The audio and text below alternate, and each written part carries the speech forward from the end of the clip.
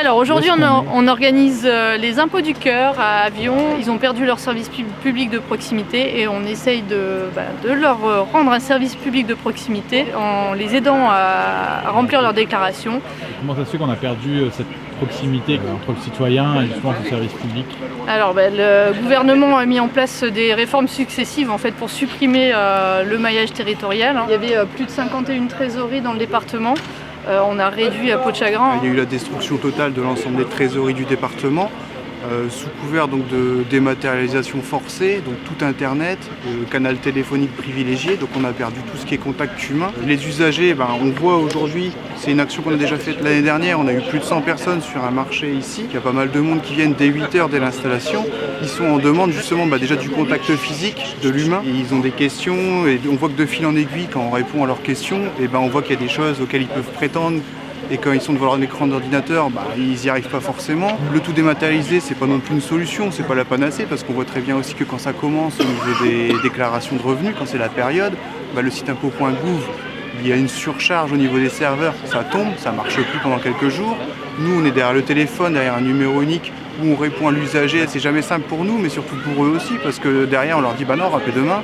Ils ont déjà subi un parcours téléphonique en tapant 1, 2, 3, 6, 9 pendant un quart d'heure. Donc ça, c'est des files d'attente déguisées. Cette année, on va aussi réduire la voilure au niveau de l'accueil physique, à savoir une fermeture d'une journée encore en plus. Le directeur privilégie maintenant un accueil téléphonique avec des plages de 10 minutes.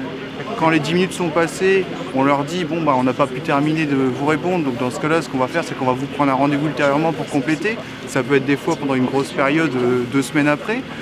Et ils n'ont plus la possibilité de prendre des rendez-vous physiques directement, les usagers. On parle de simplification, c'est de plus en plus compliqué. Ça a un impact sur les usagers, ça a un impact aussi sur les collègues, parce qu'on est de moins en moins à subir la charge de travail. Ça a un impact sur les corps et les esprits des collègues.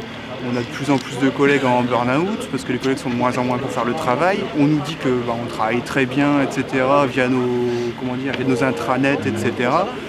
Pour autant, dès qu'on a un ministre de tutelle qui vient parler de nous, ça parle d'absentéisme, ça parle de si on doit supprimer des postes, si on doit faire des économies, c'est sur les impôts, etc. Concrètement, il n'y a pas grand-chose qui va. Alors, je suis Jean Létocard, maire communiste et vice-président de la communauté d'agglomération de Loos-Live, et maire d'Avion. Nous, sur la commune, on avait le trésor public qui était présent, on avait une perception sur la commune, puis on nous a expliqué que la perception déménageait à Liévin. Je pense qu'elle n'a pas eu le temps d'y arriver, que les cartons étaient déjà partis pour aller sur Lens, et puis on a éloigné comme ça le service public. Par exemple, pour la commune, pour la taxe foncière maintenant, tout se gère à Saint-Omer. Donc on éloigne les services publics, puis après on leur reproche de moins bien fonctionner. On devrait écouter les militants qui sont en train de faire de la proximité, et on se rend bien compte que c'est ce dont les habitants ont besoin. Et c'est ce que devraient être tous les services publics, et ce que malheureusement on est en train de perdre. Heureusement que la CGT est là. On accueille les usagers, nous on a ce qu'il faut pour répondre à leurs questions, comme une trésorerie avant, sauf qu'avant il y avait un guichet en dur, etc. Là c'est éphémère. Donc on répond à leurs questions, on les aide à compléter leur déclaration de revenus. Derrière nous, de notre côté, on récupère leur déclaration pour les déposer aux collègues. Comme ça leur évite aussi après de faire la queue au niveau du centre des impôts. Et après, on leur fait signer une pétition justement par rapport à ça pour réimplanter des services dans les territoires. Alors, ils sont très satisfaits de l'opération. L'année dernière, on a eu plus de 100 usagers qui sont venus d'eux-mêmes. C'était la première fois qu'on le faisait depuis des années, parce que ça avait été déjà fait auparavant. Là, le public qui vient s'asseoir justement à vos tables, c'est quel type de profil? On a tout type de profil. Alors, on a commencé ce matin à 8h à peine installé avec une assistante familiale par exemple qui est venue calculer son abattement. On a des retraités, beaucoup aussi. On a eu des jeunes mamans isolées, on a eu un peu de tout en fait. Et on a aussi une grande partie de la population qui est atteinte un peu d'électronisme, savoir qu'il y a des grosses difficultés à utiliser Internet, même si on leur force la main de plus en plus à passer par ce biais, parce qu'on nous dit 99% de la population est fibrée et a un accès à Internet, donc ils peuvent le faire par Internet.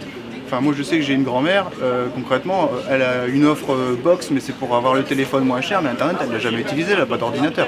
Par exemple, ces gens-là, c'est des gens qui sont en difficulté quand c'est la période des déclarations de revenus.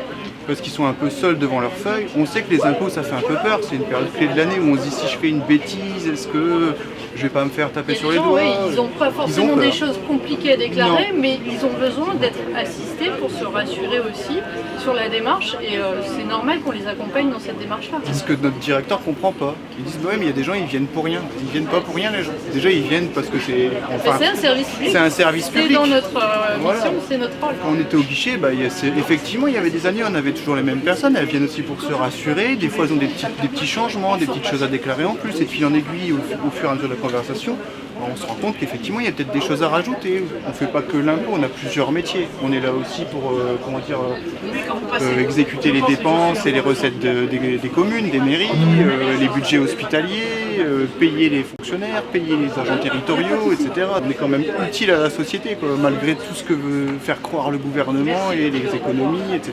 etc.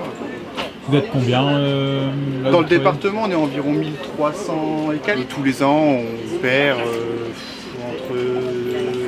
C'est variable. C'est assez variable, mais tous les ans, on perd des collègues. Vous en gagnez rarement, quoi. Voilà. Non, c'est- on en envoie. Il y avait la On en politique gagne de non-remplacement d'un départ à C'est la ça. retraite sur deux. On a du management toxique depuis le début de l'année au niveau national. Depuis le début de cette année, on a eu 6 suicides et 4 tentatives de suicide. Donc on est à 10 depuis le début de l'année. C'est des choses qui sortent jamais vraiment, mais on a un syndrome France Télécom qui est en train de se développer. D'ailleurs, nos managers de Bercy ont été formés aussi par des cabinets de conseil comme Accenture, qui ont fait les formations initiales chez France Télécom. Donc nous, on en est à ce niveau-là. On a de plus en plus de burn-out, de plus en plus de désintérêt au travail. Tout est lié concrètement. On perd des missions, on perd de l'attrait au travail, des managements très toxiques. Donc on pousse un petit peu à bout de la culture de la statistique. On sent très bien que la direction essaye d'être dans le déni en fait là-dessus. Quand il y a un problème avec par exemple un chef de service, au meilleur des cas, on va déplacer le chef de service ailleurs, qui pourra continuer ses agissements ailleurs auprès d'autres collègues. Au pire des cas, selon nous, pour des mesures de sécurité, on va nous faire en sorte que l'agent qui subit ces agissements toxiques soit déplacé pour sa sécurité dans une autre structure. Donc pour le mettre à l'abri, mais pour autant il n'y a jamais vraiment de sanctions auprès des chefs de service qui ont ces pratiques toxiques. C'est quelque chose de national qui est devenu structurel, il y a un mépris d'en haut qui est décliné chez nous déjà à Bercy, qui est décliné dans des directions locales, qui est inculqué aussi aux managers. Les managers, c'est les chefs, c'est eux qui gèrent, les petites gens autour. Et c'est de la chair à canon quoi, concrètement. Tu fais le travail, tu n'y arrives plus, c'est tout, basta. Puis on verra un canal. Si t'es pas content, tu peux partir. Hein. Tu peux faire ta rupture conventionnelle si on accepte de te la donner. On sort des chiffres en nous disant, des statistiques en nous disant, on est l'administration préférée des Français. Pourquoi moi je suis au téléphone, je dois donner l'enquête de satisfaction à la fin. Je dois la proposer. Les usagers, ils sont bien conscients que c'est compliqué. Ils nous disent, bah ça va pas votre truc, internet c'est compliqué, ça marche pas, tout ça. Puis à la fin ils disent, mais bon vous êtes sympa, vous répondez à mes questions, donc je vais vous mettre une bonne note. Donc c'est comme ça qu'on aussi biaise un petit peu les résultats concrètement. Ouais. Et ça, Un policier peut rarement demander aussi un retour sur son intervention. Par exemple. c'est ça. Ce que je vous ai dit.